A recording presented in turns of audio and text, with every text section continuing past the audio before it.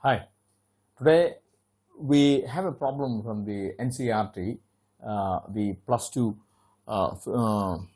textbook, which is about the solenoid. A solenoid that is 60 centimeter long with radius of 4 centimeter, which has got a 3-layer winding of 300 turns each, inside which a 2 centimeter long wire of 2.5 grams weight is placed, and with its center, the wire is near its center, and it's normal to the axis. So the wire and the solenoid axis, they are lying in the horizontal plane, and the wire is connected through 2 leads that are parallel to the axis of the solenoid, and that is connected to an external battery which supplies 6 amperes in the wire. We have to find the current in the windings of the solenoid, with the appropriate sense of circulation that can support the weight of the wire. Now we'll draw the figure for this particular problem. We have a solenoid. The solenoid can be imagined to be having a number of coil turns in this fashion, and we will indicate the direction in this fashion. And we know the field, the equation for the field of the solenoid is nothing but B is equal to mu naught N I. Let me finish the axis of the solenoid. Now, having said this, along the axis of the solenoid, we have this particular wire that is having its axis that is normal. Here we told that normal to the axis. So normal in the sense it will be exactly perpendicular to the axis in this fashion. I am drawing it as a thick line. So, and it is connected through 2 leads parallel to the axis. The reason why I took this problem is because it will explain various rules that we have studied during the course of this chapter, that is moving charges and magnetism. So we have the solenoid that is normal to the axis, and which is connected through a parallel lead. So we have got this parallel lead into an external source of battery. So we will just draw this. So I'm just trying to put it down like this. So this is one parallel lead, and we have got one more parallel lead this way. So this is now taking us into the battery. Now to decide the battery positive and negative terminal, we will have to consider the various situations, the conditions that have been given in the problem. So 6 amperes is the current that is passing through the wire. 6 amperes is the current that is passing through the wire. So we have got the direction of the solenoid because we are deciding the direction, which is in this fashion. So now we have the equation when a current I flows through the solenoid with N, the number of turns per length, mu naught being the constant. B can be established using the right hand thumb rule.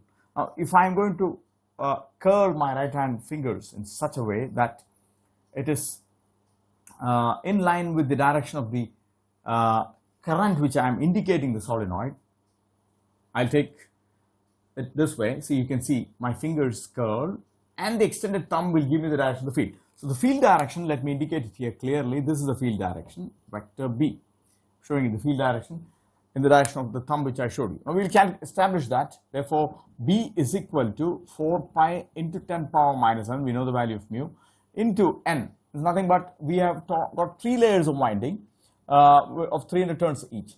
So, and it is the length of the solenoid is given as 60 centimeters. So we have 300 into 3 divided by, the total number of turns divided by 0.6, because 60 centimeter is nothing but 0.6 meters, and into I is what we are expected to find, because we are expected to find the current that is going through the solenoid winding that is capable of holding this metal wire, which is carrying a current of 6 amperes.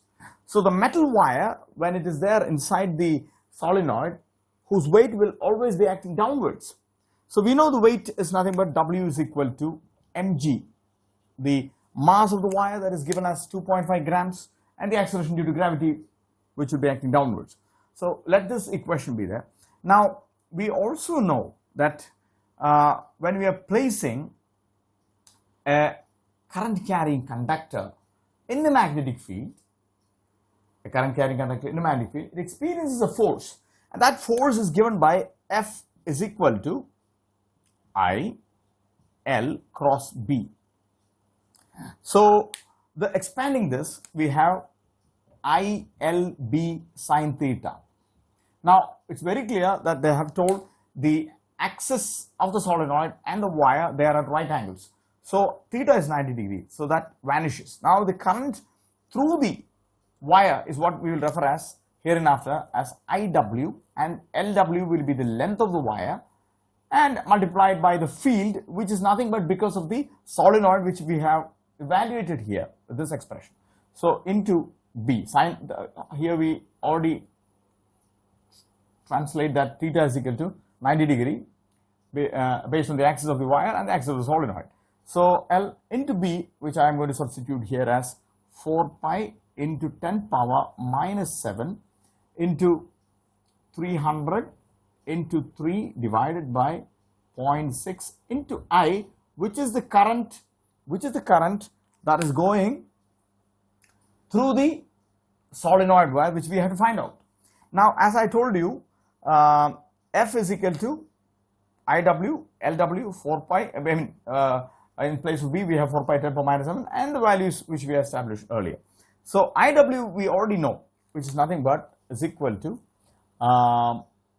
6 amperes. So 6 into the length of the wire is nothing but 2 centimeters. So 0.02 meters into 4 pi into 10 power minus 7 into 300 into 3 divided by 0.6 into I.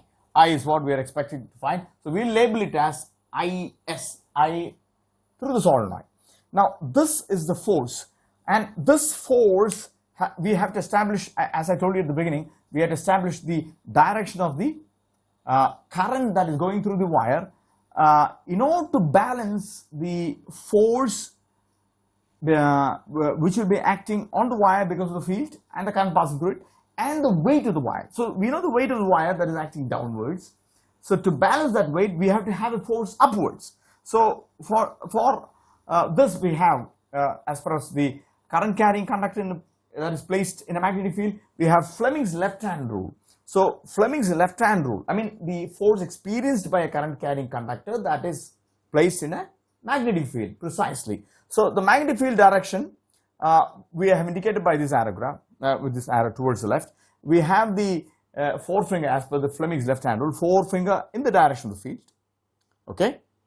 And if the weight should be acting, see, if I extend my fingers in this fashion, if I should have the weight acting upwards, if it should be acting upwards, the field as I indicated here, then the current direction should be going upwards. In this picture, it should be shown as going upwards. So only when the force is going to act upwards will the downward acting weight get balanced. So I'm going to equate this equation of the weight with the equation of the force. So for this I have to decide that this shall be the positive terminal and this will be the negative terminal very clearly. So I can see that, see, now if I introduce the positive terminal here, the direction of current will be going in this way, and it enters here and comes out. That completes the loop. So in that case, only in that case, see, if I am going to show this middle finger which gives the direction of current as per Fleming's left-hand rule, the direction of field which we already know, the force should be acting upwards, then only I can will I be able to balance this value of F and the weight value. Therefore, having said that, I can express the same expression as W, the mass, which is nothing but 2.5 into 10 power 3 kilograms 2.5, I'm sorry, 10 power minus 3 into 9.8, which I'll be balancing with this expression. Equating these two, LHS is 2.5 10 power minus 3 into 9.8, and equating with the right term, I will be able to find out IS as IS will be equal to 108.36 amperes.